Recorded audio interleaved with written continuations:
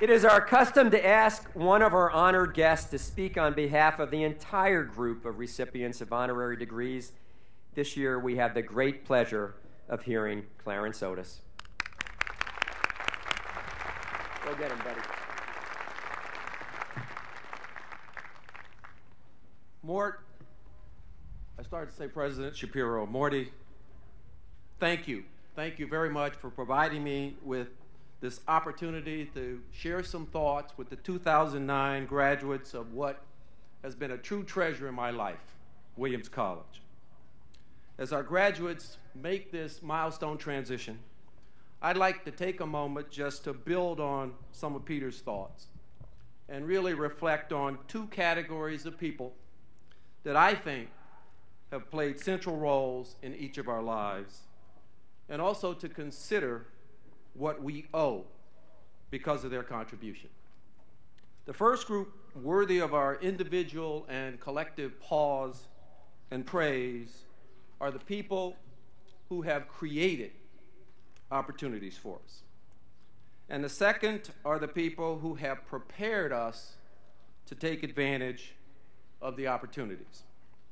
And when I think about the former, the people who were opportunity creators for me, I think most immediately about legends in the African American experience, about people like Dr. Martin Luther King Jr., about Thurgood Marshall and Rosa Parks, about W.B. Du Bois and Booker T. Washington and Jackie Robinson and all the others. But I also know that beyond these and the other legends that we all know so very well, there were many, many other unsung heroes who were there for me and who were there for the youngsters I grew up with in the largely African-American community of Watts in the city of Los Angeles. And I think about those people as well. Now, some of these unsung heroes were people of color, but many were not. And so I think about what they shared. I think about their passion, their commitment, and their faith as they knocked down legal, social, and other barriers to achievement for African Americans. And I believe that whether celebrated or unsung, what fueled the passion, what fueled the commitment, what fueled the faith as these pioneers did what they did is that they envisioned me, or someone like me, standing here before you one day as Chief Executive Officer of a Fortune 500 company. In fact, I'm convinced that as they attacked with selfless dedication the barriers that they faced, that we faced, they did so envisioning what we all have the privilege of bearing witness to today, and that is an African American serving as President of the United States.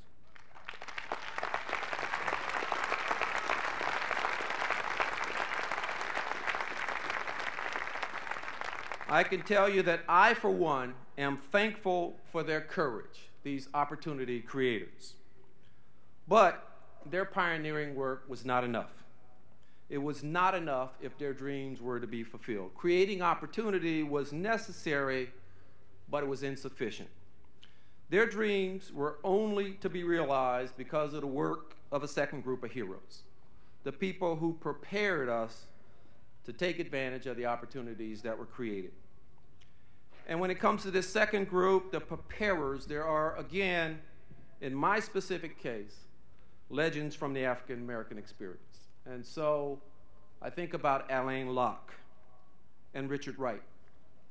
I think of James Baldwin and Toni Morrison, Zora Neale Hurston, and all the other great literary and cultural thinkers.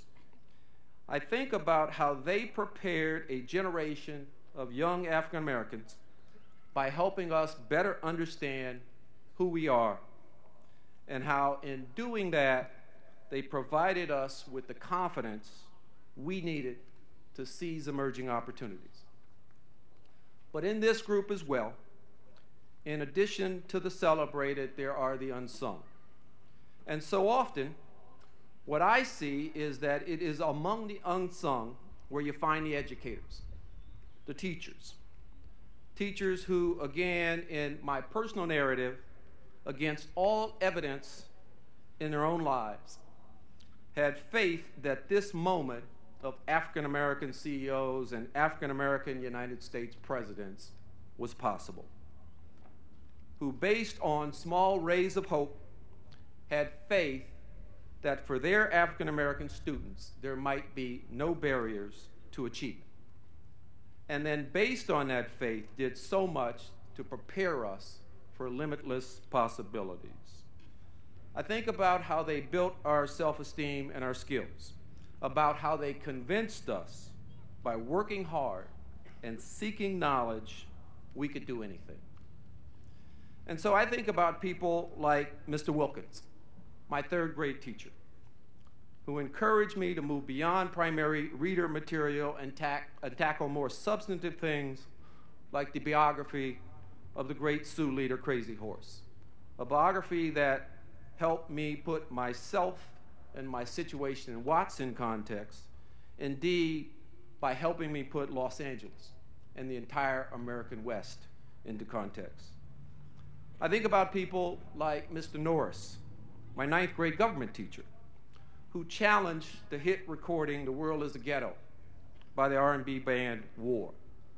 He raged at us about how the world was not a ghetto, about how our community, with all its difficulties, was part of a larger world of opportunity, and who, in doing so, helped us understand that we were citizens of the world, that we had a right, indeed, that given the sacrifices of those who broke down barriers, we had an obligation to try to shape the entire world. And I think about the educators who came into my life after Watts, about people like the late Bill Oliver, our calculus professor my first semester freshman year here at Williams. I recall how as I struggled with the material, Professor Oliver chose to believe that my challenges reflected poor preparation, not poor intellect, and how he tutored me one-on-one after every class for that entire semester. Yet, what struck me most, the most important statement Professor Oliver made about the legitimacy of my presence at Williams was not the tutoring. It was when he had me over to his home for Thanksgiving dinner that year. And I could go on, but I won't. I do know, however, that there are legions of people who believed with all their heart that if they did everything they could to create opportunities for my generation of African American young people, and for me in particular, and just as importantly, there were countless others who believed that if they did everything they could to prepare us to take advantage of those opportunities, there would be moments like this. Moments when African Americans would take leadership roles in our nation's business and civic institutions, demonstrating to the rest of the world the power of embracing and finding strength in our differences. Now, I recognize, of course, that each of you has a different narrative with different experiences. But I suspect that what we have in common is that for you too, there were two sets of critically important people: those who created opportunities for you and those who prepared you to take advantage of those opportunities. And in my view, what this means, the so what of it all, is that each of us has lived a life of privilege. And that, of course, is what our shared education at Williams tells anyone who knows anything about the college. Privilege is something that Williams readily admits to in its mission statement, noting that the college itself is privileged by its history and circumstances. And these are circumstances which, despite recent reversals in the financial markets, include tremendous financial resources, circumstances which include a faculty that is deeply committed to educating students and to expanding human knowledge and understanding, circumstances which include a professional staff that possesses the expertise required to support a gifted faculty, and finally, circumstances which include a loyal, engaged, and generous body of alumni. The college also recognizes something else in that mission statement, and that is that with privilege comes obligation. And so it is with each of us. Because we are privileged, we too have obligations. And I believe the most important is our leadership obligation. Whether the community we choose to make the focal point of our life is academic, corporate, social, artistic, or political, we can repay the investment the college, the nation, and indeed the world have made in us, the privilege that we've enjoyed, by providing our chosen communities with leadership. And so the critical question then is, what does it take to fulfill our leadership obligation? Well, I've come to believe it takes three things: sustained curiosity, the ability to dream big dreams, and meaningful expertise or know-how. Curiosity is essential because it helps us put things in context. It helps us understand why people, organisms, and circumstances are the way they are. And with a solid understanding of who or what we're dealing with and the environment we're operating in, we can make good, informed decisions. And without that, it's hard to take any degree of control of our environment. Now, of course, each of you, our graduates, was admitted to Williams because you are learners, because you have both the capacity and the desire to explore the world widely and deeply in any number of dimensions. And I'm confident that since you arrived, the college has encouraged and nurtured your intellectual and social curiosity. In my experience, however, the difficulty is sustaining curiosity over a lifetime, especially curiosity about people. As time goes by, most of us retreat to the safety of the like-minded.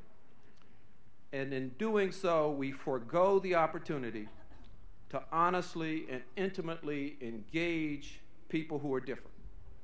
And we do that because discussing, understanding, and ultimately embracing difference is simply too much work. And it is hard. And it's hard because in conversations with one another about meaningful differences, whether the differences are in cultural norms, social perspective, politics, religion, or anything else that really matters, that truly defines us, it is so easy to offend. I implore you, accept the challenge, and in doing that, commit yourself to continuing to cultivate what I think of as leadership-level curiosity. And with that kind of curiosity, you'll have a more complete picture of where things are today, but more importantly, you'll be better able to dream big dreams for tomorrow. And that, in my view, is the second predicate for providing effective leadership. You must be able to envision and communicate a fundamentally new and better reality for your community, inspiring people to work on new things or to work in different ways. And in doing that, you'll enable them to fully realize the community's potential. Now, with all of that, there's one last thing we need to fulfill our leadership obligation. Make sure that for you, the work you decide to commit yourself to is fun. Because no matter how disciplined you are, no matter how noble your purpose, if your chosen work is not fun, at least some of the time, you'll never persevere. And as you look back on your Williams experience, I think you can appreciate just how important it is to have some measure of fun with your work.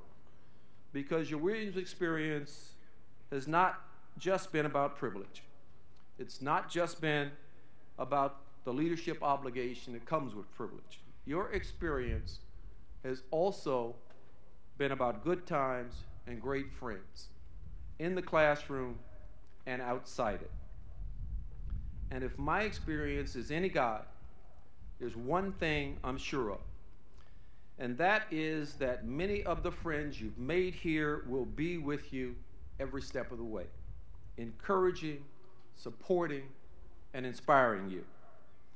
As you make your leadership journey, they'll be there, making sure you continue to see and focus on the humor and the joy in your work and in your life. And with that, let me say to you, class of 2009, congratulations and best wishes. Thank you.